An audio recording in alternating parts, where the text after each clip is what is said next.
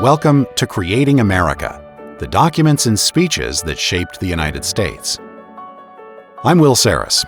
I'm an actor and media professional, and I've always loved the study of history. I was thinking recently about the 250th anniversary of the Declaration of Independence and the founding of the United States, and I realized that often I know about various speeches and documents that shaped the history of the U.S., but I've never actually read them. And I thought that likely many of you were in the same place. In addition, many of these texts were meant to be heard more than read, especially in the case of speeches, since many of the people were illiterate. And I'm a voice actor, so I hope I can not only bring you the text of the document or speech, but make it come alive. So what I want to do is simply read to you these speeches and documents. Many of them are well known, others are only known by name, and others are almost entirely forgotten in the public consciousness. Some are inspirational, others will probably shock you. A few quick things before we get going. I'm interested in and have studied history over my lifetime, but I'm not a historian. So while I will provide some context for each speech or document, I will offer little commentary other than to point you to respected historians who can give you some insight every once in a while. Many of the most famous documents and speeches were written by white men, but I want to try to bring in other diverse voices as we go.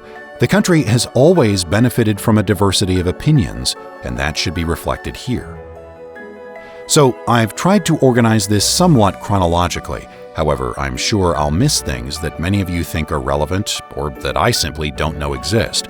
And that's okay. Contact me, and I'll try to bring in those texts as well as we go. The email address is creatingamericapod@gmail.com. It is my hope that as you listen to these documents and speeches, you will gain an appreciation of what our country was, why it is the way it is, and what it hopes to be. So we're going to go a little bit out of order this week and listen to a famous speech delivered by John Quincy Adams, the son of John Adams, that he gave on the 45th anniversary of the signing of the Declaration of Independence. John Quincy Adams was a founding father in his own right, serving as ambassador to Russia during the Revolution when he was only 14 years old. The speech he gave on this occasion is an exposition of the causes and meaning of the Declaration of Independence, which we heard last time. In it, he argues that the United States was the first legitimate government in the history of mankind. This speech articulates what we would now call American exceptionalism, the view that the United States is somehow unique among the nations of the world. Adams's speech epitomizes the moral and political view of the Protestant establishment that dominated the United States until late into the 19th century. In this view, the Declaration of Independence was made possible by the Protestant Reformation. Adams argues that the Protestant Reformation restored reason to its rightful place in religion, making its restoration in politics only a matter of time. That time came with the Declaration of Independence. Among other things, this understanding of the connection between the Protestant Reformation and the Declaration of Independence helps explain the long-standing animus of the Protestant establishment to Catholics. Not accepting the work of the Reformation, how could Catholics be citizens of a country essentially shaped by its spirit?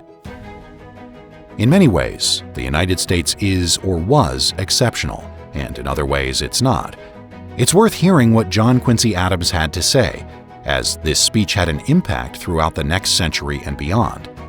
We will return in future episodes to other views as to what the Declaration meant. Throughout American history, and indeed today, people find whatever meaning they need in the Declaration to support their view of what the United States should be. Fellow citizens, until within a few days before that which we have again assembled to commemorate, our fathers, the people of this union, had constituted a portion of the British nation, a nation renowned in arts and arms, who, from a small island in the Atlantic Ocean, had extended their dominion over considerable parts of every quarter of the globe.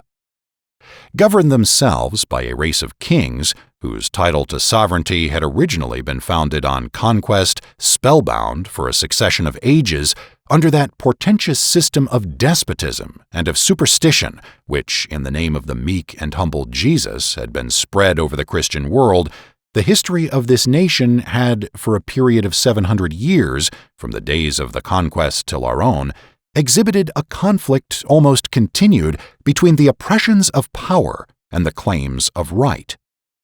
In the theories of the crown and the mitre, man had no rights. Neither the body nor the soul of the individual was his own. The religious Reformation was an improvement in the science of mind, an improvement in the intercourse of man with his Creator and in his acquaintance with himself. It was an advance in the knowledge of his duties and his rights. It was a step in the progress of man, in comparison with which the magnet and gunpowder, the wonders of either India, nay, the printing press itself, were but as the paces of a pygmy to the stride of a giant. The corruptions and usurpations of the Church were the immediate objects of these reformers. But at the foundation of all their exertions there was a single plain and almost self-evident principle, that man has a right to the exercise of his own reason. It was this principle which the sophistry and rapacity of the Church had obscured and obliterated, and which the intestine divisions of that same Church itself first restored. The triumph of reason was the result of inquiry and discussion. Centuries of desolating wars have succeeded, and oceans of human blood have flowed for the final establishment of this principle. But it was from the darkness of the cloister that the first spark was emitted, and from the arches of a university that it first kindled into day. From the discussion of religious rights and duties, the transition to that of the political and civil relations of men with one another was natural and unavoidable. In both, the reformers were met by the weapons of temporal power. At the same glance of reason, the tiara would have fallen from the brow of priesthood, and the despotic scepter would have departed from the hand of royalty, but for the sword by which they were protected. That sword which, like the flaming sword of the cherubims, turned every way to debar access to the tree of life. The double contest against the oppressors of church and state was too appalling for the vigor, or too comprehensive for the faculties, of the reformers of the European continent. In Britain alone it was undertaken, and in Britain but partially succeeded. It was in the midst of that fermentation of the human intellect, which brought right and power in direct and deadly conflict with each other, that the rival crowns of the two portions of the British island were united on the same head. It was then that, released from the fetters of ecclesiastical domination, the minds of men began to investigate the foundations of civil government. But the mass of the nation surveyed the fabric of their institutions as it existed in fact. It had been founded in conquest, it had been cemented in servitude, and so broken and molded had been the minds of this brave and intelligent people to their actual conditions, that instead of solving civil society into its first elements in search of their rights, they looked back only to conquest as the origin of their liberties, and claimed their rights but as donations from their kings.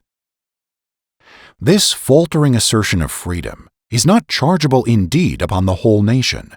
There were spirits capable of tracing civil government to its first foundation in the moral and physical nature of man. But conquest and servitude were so mingled up in every particle of the social existence of the nation that they had become vitally necessary to them, as a portion of the fluid, itself destructive of life, is indispensably blended with the atmosphere in which we live. Fellow citizens, it was in the heat of this war of moral elements, which brought one Stuart to the block and hurled another from his throne, that our forefathers sought refuge from its fury in the then wilderness of this Western world.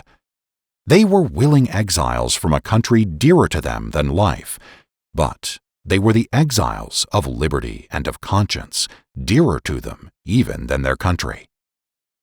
They came, too, with charters from their kings, for even in removing to another hemisphere, They cast longing, lingering looks behind, and were anxiously desirous of retaining ties of connection with their country, which, in the solemn compact of a charter, they hoped by the corresponding links of allegiance and protection to preserve.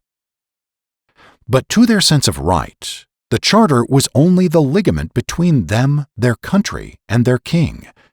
Transported to a new world, they had relations with one another, and relations with the aboriginal inhabitants of the country to which they came, for which no royal charter could provide. The first settlers of the Plymouth colony, at the eve of landing from their ship, therefore, bound themselves together by a written covenant, and immediately after landing, purchased from the Indian natives the right of settlement upon the soil. Thus was a social compact formed upon the elementary principles of civil society, in which conquest and servitude had no part. The slough of brutal force was entirely cast off. All was voluntary. All was unbiased consent. All was the agreement of soul with soul. Other colonies were successively founded, and other charters granted, until in the compass of a century and a half, 13 distinct British provinces peopled the Atlantic shores of the North American continent with 2 millions of freemen, possessing by their charters the rights of British subjects, and nurtured by their position and education in the more comprehensive and original doctrines of human rights. From their infancy, they had been treated by the parent state with neglect, harshness, and injustice. Their charters had often been disregarded and violated, their commerce restricted and shackled, their interest wantonly or spitefully sacrificed, so that the hand of the parent had been scarcely ever felt but in the alternate application of whips and scorpions. When, in spite of all these persecutions, by the natural vigor of their constitution, they were just attaining the maturity of political manhood, a British Parliament, in contempt of the clearest maxims of natural equity, in defiance of the fundamental principle upon which British freedom itself had been cemented with British blood, on the naked, unblushing allegation of absolute uncontrollable power, undertook by their act to levy, without representation and without consent, taxes upon the people of America for the benefit of the people of Britain. This enormous project of public robbery was no sooner made known than it excited throughout the colonies one general burst of indignant resistance. It was abandoned, reasserted, and resumed until fleets and armies were transported to record in the characters of fire, famine, and desolation the transatlantic wisdom of British legislation and the tender mercies of British consanguinity. For the independence of North America, there were ample and sufficient clauses in the laws of moral and physical nature. The tie of colonial subjection is compatible with the essential purposes of civil government only when the condition of the subordinate state is from its weakness incompetent to its own protection. Is the greatest moral purpose of civil government the administration of justice? And, if justice has been truly defined, the constant and perpetual will of securing to everyone his right, how absurd and impracticable is that form of polity in which the dispenser of justice is in one quarter of the globe and he to whom justice is to be dispensed is in another, are the essential purposes of civil government to administer to the wants and to fortify the infirmities of solitary man, to unite the sinews of numberless arms and combine the counsels of multitudes of minds for the promotion of the well-being of all. The first moral element, then, of this composition is sympathy between the members of which it consists. The second is sympathy between the giver and the receiver of the law. The sympathies of men begin with the relations of domestic life. They are rooted in the natural relations of domestic life. They are rooted in the natural relations of domestic life. They are rooted in the natural relations of husband and wife, of parent and child, of brother and sister. Thence they spread through the social and moral propinquities of neighbor and friend to the broader and more complicated relations of countrymen and fellow citizens, terminating only with the circumference of the globe which we inhabit, in the coextensive charities incident to the common nature of man. To each of these relations, different degrees of sympathy are allotted by the ordinances of nature. The sympathies of domestic life are not more sacred and obligatory, but closer and more powerful than those of neighborhood and friendship.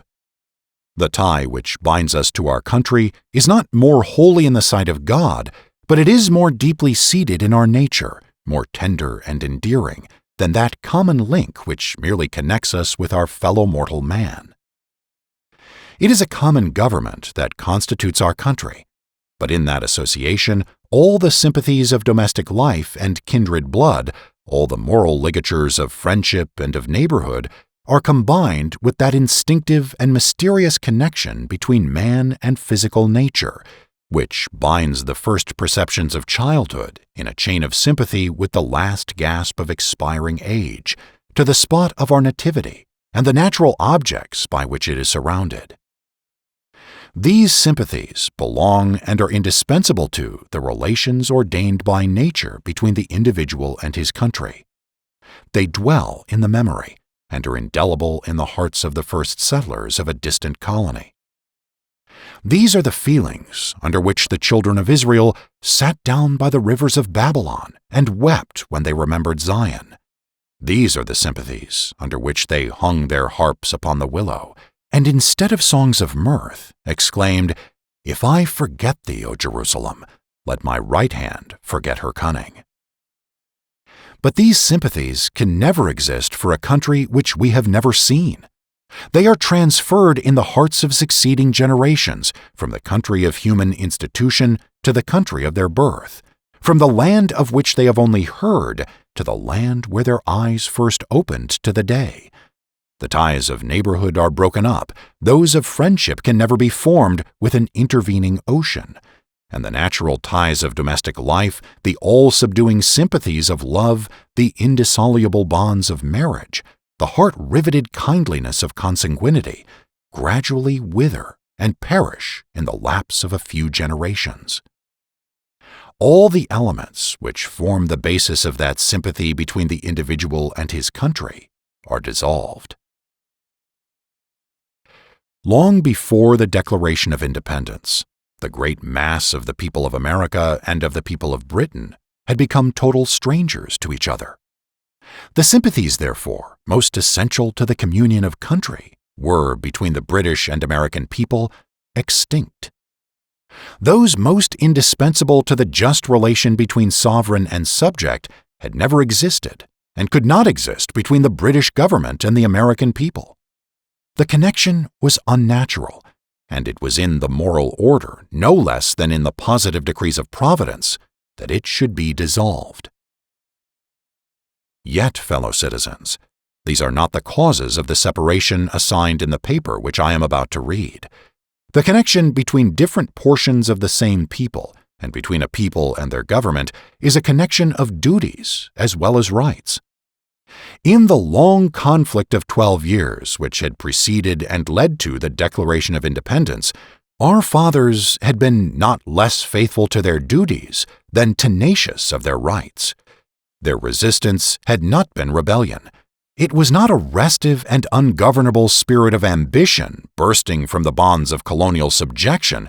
It was the deep and wounded sense of successive wrongs, upon which complaint had been only answered by aggravation, and petition repelled with contumely, which had driven them to their last stand upon the adamantine rock of human rights.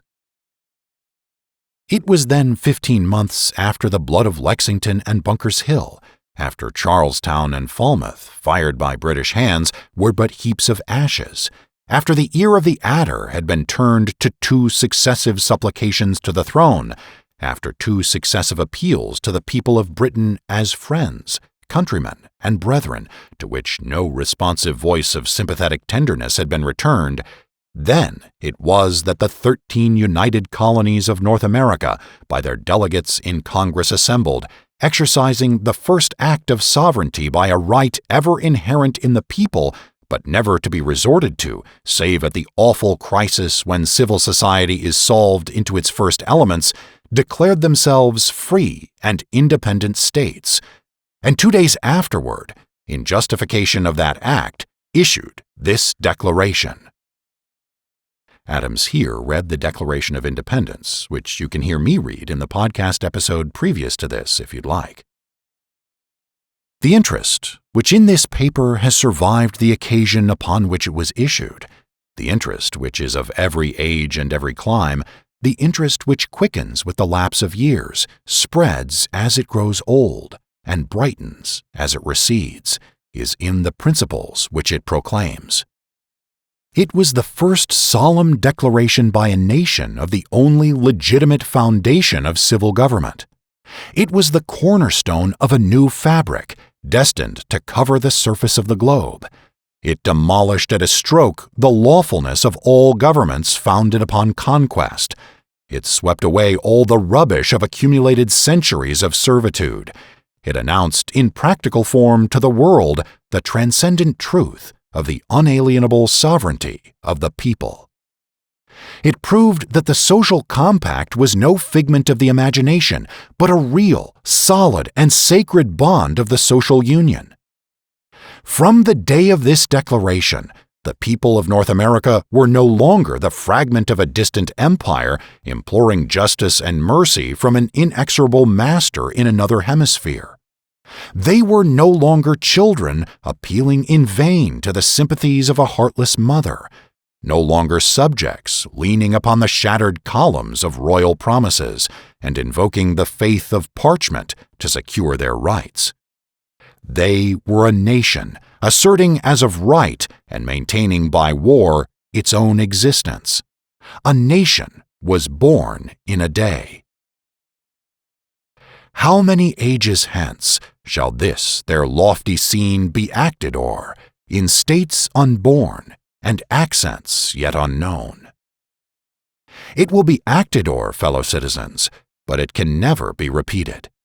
It stands, and must forever stand alone, a beacon on the summit of the mountain, to which all the inhabitants of the earth may turn their eyes for a genial and saving light, till time shall be lost in eternity, and this globe itself dissolve, nor leave a wreck behind. It stands forever, a light of admonition to the rulers of men, a light of salvation and redemption to the oppressed. So long as this planet shall be inhabited by human beings, so long as man shall be of social nature, so long as government shall be necessary to the great moral purposes of society, and so long as it shall be abused to the purposes of oppression, so long shall this declaration hold out to the sovereign and to the subject the extent and the boundaries of their respective rights and duties, founded in the laws of nature and of nature's God. 45 years have passed away since this declaration was issued by our fathers, and here are we, fellow citizens, assembled in the full enjoyment of its fruits, to bless the author of our being for the bounties of his providence, in casting our lot in this favored land, to remember with effusions of gratitude the sages who put forth and the heroes who bled for the establishment of this declaration, and by the communion of soul and the reperusal and hearing of this instrument, to renew the genuine holy alliance of its principles, to recognize them as eternal truths, and to pledge ourselves and bind our posterity to a faithful and undeviating adherence to them. Thanks for listening to this episode of Creating America, the documents and speeches that shaped the United States. I'm Will Sarris, your host and narrator. This show is written and produced by me. If you like this podcast, please subscribe and rate the show and share it with your friends. I've also started a Patreon, patreon.com/William Sarris, where you can support this project, which is something I do on my own time. Anything you can contribute is appreciated. If you'd like to send in a comment or request that I read a speech or document you think I missed, the email is creatingamericapod@gmail.com. You can find the show on social media by searching Creating America Pod, and you can find me there too. If you want to know more about what I do professionally, visit my website, williamsarris.net. Till next time. Copyright 2026, William Sarris, all rights reserved.